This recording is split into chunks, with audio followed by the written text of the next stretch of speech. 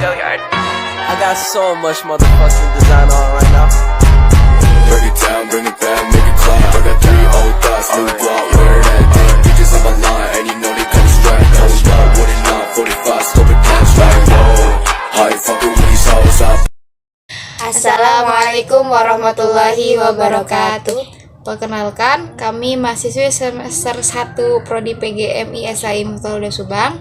Saya Rina Rosiana. Saya Seliana Rahmawati. Kami di sini akan memenuhi tugas yang diberikan dosen kami, Bapak Dr. Adudin Alijaya, selaku dosen pengampu mata kuliah Ulumul Quran.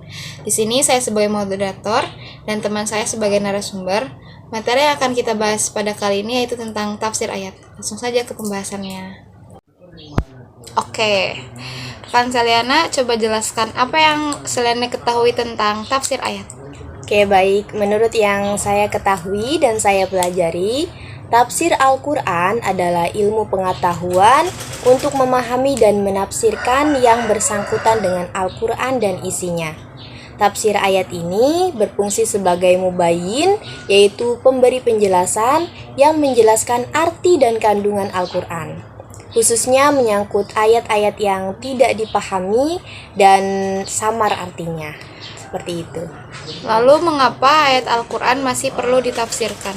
Nah, sebab ayat-ayat Al-Quran tidak hanya berisi ayat-ayat yang qot'i, yaitu jelas, tetapi banyak pula ayat-ayat yang masih zoni, yaitu samar, sehingga membutuhkan penjelasan secara terperinci. Al-Quran ini kan adalah sebuah mukjizat yang mempunyai tanggung jawab moral untuk senantiasa mampu memecahkan persoalan sosial. Oleh karena itu, sebagai sebuah teks, Al-Quran perlu ditafsirkan agar maknanya tidak asing.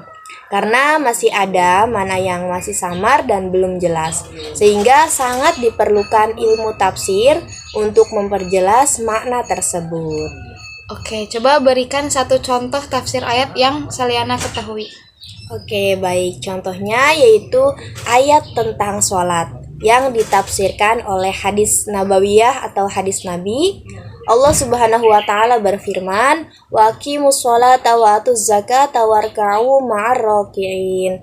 Quran surat Al-Baqarah ayat 43, artinya, dan dirikanlah sholat, tunaikanlah zakat, dan rukulah beserta orang-orang yang ruku.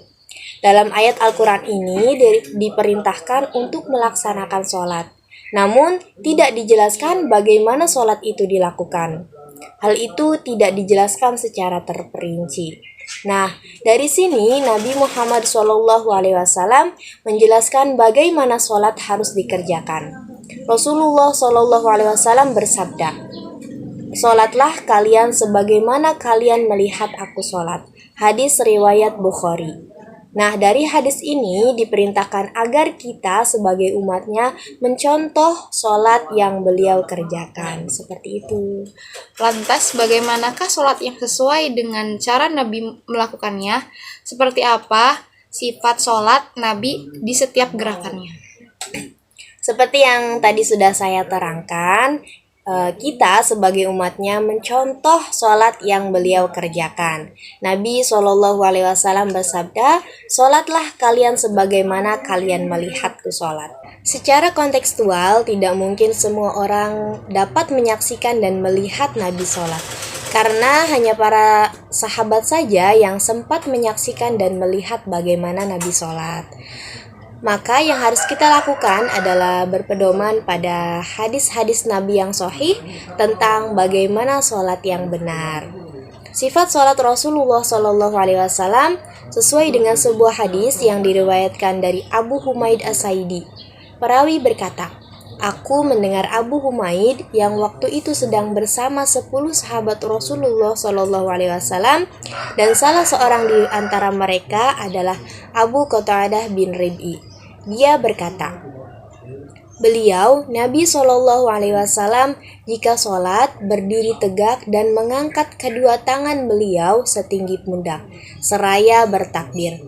Jika hendak ruku, beliau juga mengangkat kedua tangan beliau setinggi pundak, bertakbir dan ruku. Tidak condong ke atas dan tidak condong ke bawah. dan kedua tangan memegang kedua lutut. Kemudian, ketika bangun dari ruku, beliau mengucapkan Sami Allahu liman hamidah sambil mengangkat kedua tangan dan berdiri tegak hingga semua tulang persendian kembali seperti semula.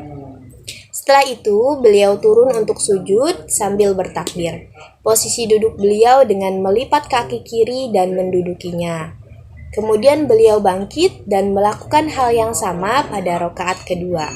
Hingga ketika bangkit dari dua sujud, beliau bertakbir sambil mengangkat kedua tangan setinggi bahu, sebagaimana beliau lakukan ketika takbir iftitah.